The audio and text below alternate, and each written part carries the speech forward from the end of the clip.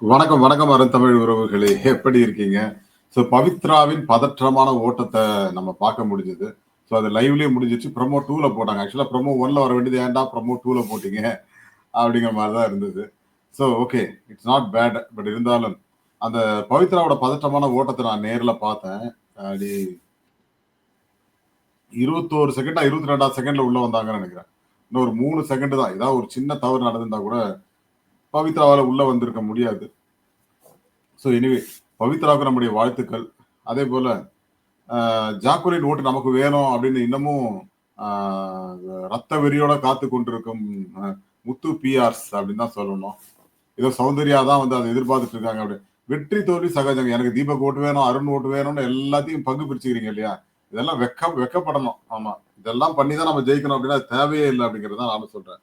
அதாவது ஜாக்குலின் ஃபேன்கள் உண்மையான ஃபேன்கள் யாருக்கு ஓட்டு போடணும்னு அவங்க முடிவு பண்ணிக்கிட்டோம்.